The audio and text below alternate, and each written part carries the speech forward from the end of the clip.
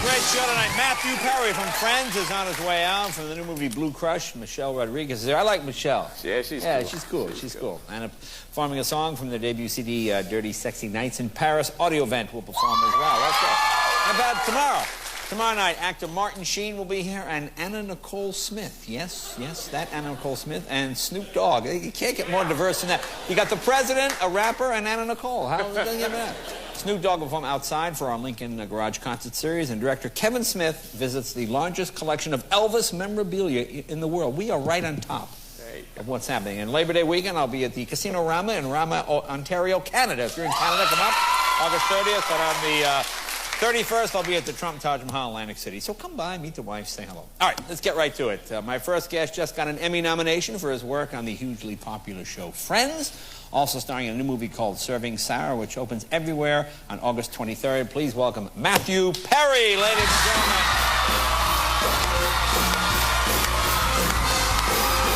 How are you, buddy?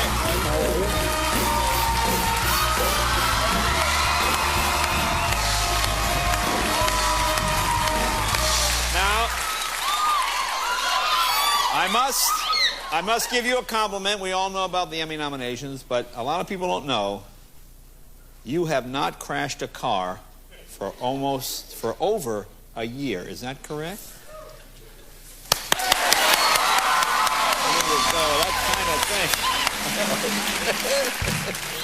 There you go. That's quite an accomplishment. Yeah, I'm very proud. Thanks. Listen, you know, it's great to be here, and the fans are always so great and everything. But I was watching the show last week, and I saw that Matt LeBlanc was on. Right.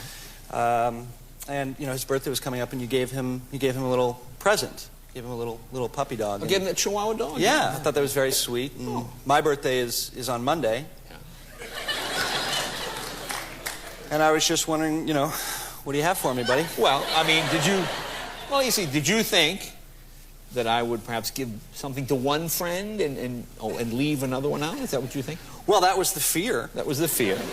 But you know me. You see, did you think you would come here and I would somehow leave you out? That I don't treat all friends equally? You see, I have something. Do you have? Yes, you came here expecting to embarrass me by not thinking, yes, I have a lovely... Now, do you want it now? Do you want to open it later? Well, I think they'd like to see what... You want to open it now? I think you'll enjoy it. Very well wrapped. Thank you very much. I guess it's not a Chihuahua. No. I think you'll like it. All right. Thought you did. It's a lovely picture.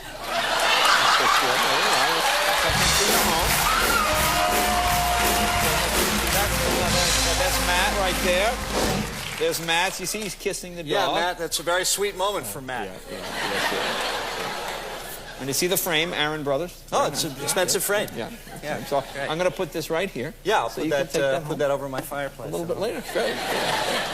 Now, what's new? You know, I enjoy. I enjoy the rumors about you, and I enjoy reading about you. Me too. Do you get a kick out of it? I mean, do you enjoy some of them? I know some of them are nasty, but some are some fun.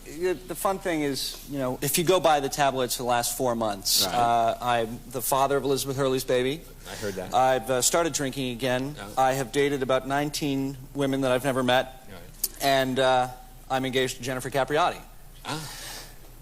So it's been an exhausting 4 months. Really? I imagine. I don't know how you have time to crash your car. Yeah. But it's very funny, you know, the way that they do these stories, this is always a little shred of truth, always just a tiny little bit of shred of truth, and then they, you know, fabricate the rest. Sure. But I think it's important to just say here that, Jennifer Capriati is really the father of Elizabeth Hurley's baby. Really? Yeah. Really? I don't want to go into how. Well, again, this is... But I did bring a sketch for you. No. Really? I would pay to see that sketch. That would be a good one, though, being the father. That would not be bad. Well, I like what it says about kind of my sexual prowess, you know, because I can apparently impregnate someone without sleeping with them. Really? So, be careful. Yeah, that's quite a trick. Yeah, be careful. Now, tell me about you and Jennifer Capriati. Now, it seems, I think I've seen pictures of that kind of shot as you get in a car. Just the kind of shot. The stupidest picture. Jennifer is a friend of mine. Right. And I went to... We were... Yeah, right. Yeah. No, I get it. Yeah, got it. Yeah. No, she's... She's a friend of mine, and A friend, yes. And I went to France to watch her play, and what was big France fan? All right. And the funny thing is, I was kind of sitting with her family, and while she's playing, she tends to look up a little bit just for some reassurance, right? But she looks up so briefly. There's like a period of like maybe 3/4 of a second that she looks up. So you have to spend the whole match just waiting for her to look and then thinking of some, like, you know, some supportive, yeah. Right, and then you'll miss it, and then she'll look up again. Right. Like that. So I looked like a French spastic person. Really? Yeah, and then you realize at the end she was looking at her father the whole time. Right, anyway. you can't run those things. You can't run those things. Yeah. All right, look, we'll take a break. All right. More with Matthew right after this. Great.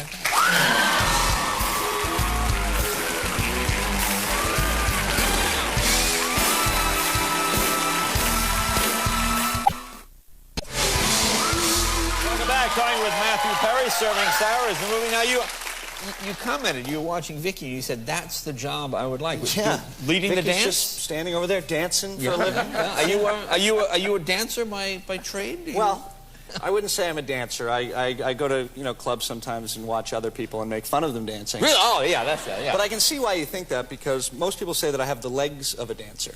Really? Yeah. Really? Most people say that? So many people. It's amazing. Yeah. I've never heard anyone say that. You can just edit this stuff right out. Yeah. Now, we were talking about Jennifer Capriati before, but you were a pretty good tennis player for real, weren't you? Well, yeah. I mean, that's originally what I wanted to do when I was... You pro? I was a nationally ranked player in Canada. Yeah, and then I moved down. I moved down here, and my family came, with aspirations to be a tennis player. And the tennis was just a little bit more superior down here. And I went to my first big satellite tournament thing. My family came out, my father, my grandparents, and I didn't get a single point. You didn't score once? No, not one, not 1 point. Really? And so my father sat me down and said, "You've made a serious vocational error." Really? Were they just ready to cheer? Oh yeah, they had their lawn chairs out, ready to go, and I mean, see, it's just pathetic. Oh yeah, just terrible.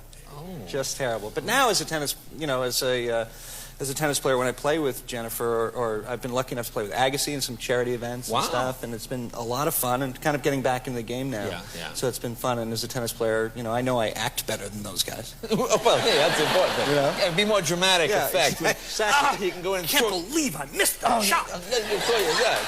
Throw yourself into the work. Now tell us about Serving Sarah. We haven't seen it because they didn't send us a copy. Yeah, well, you have to watch. We'll watch. I'll come by tomorrow. We'll watch it together. Oh, well, the clips look great. You're constantly. You seem to get punched in the face a lot by women.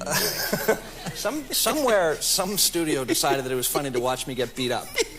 In Whole Nine Yards, I get beat up. And this one, I get beat up a bunch of times. But no, we're really excited. Serving Sarah's a really good movie. It turned out it's better than what we thought it was going to be. Tell us the story. The story is basically I play a process server, a guy who serves subpoenas, and I have to serve a subpoena to Elizabeth Hurley. And once I meet her, she convinces me to pretend that I haven't done that and to serve the subpoena to her husband. So we go off on the road and do that. And it's a really funny thing. And Elizabeth is unattractive but funny.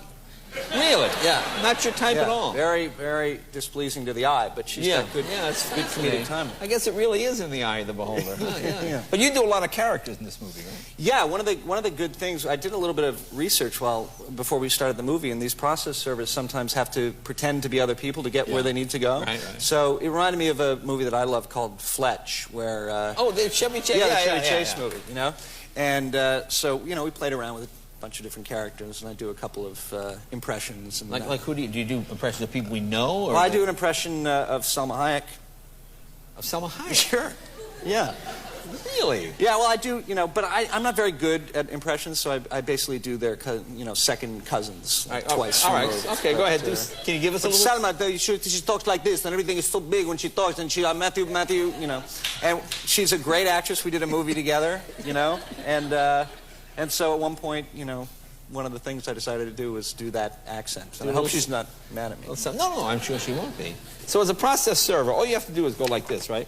touch the person and it's served? Is that how it works? Yeah, it's very scary. I mean, it's ridiculous. So if you want to have my throat in the face, boom, that's it. Yeah, you just have to touch the piece of paper. That's their job. Right. Okay. So they kind of, lurk in the corners and come out. Just throw it out. Because I see it in movies or in real life. They just go, oh, gotcha. It's like cooties. Yeah, you're like cooties. Yeah, you're selling cooties, and boom, you got cooties. Yeah. After all my months of research, I realized that it was just kind of like cooties. Just cooties, all right.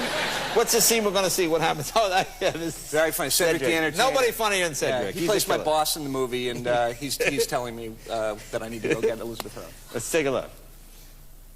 This is the Texas branch of my biggest account here in New York. This file could open up a lot of out-of-state business for me. You understand? It's an easy job. All you gotta do is do it fast. None of that lollygagging. I'm serious. You got it, boss. And let me just say, from the bottom of my heart, that suit is kicking. Get out! I'm gonna go. You better go. This suit kicking. This suit cost me $300. Hey, congratulations on the Emmy nomination. You excited about that? Thank you, yeah.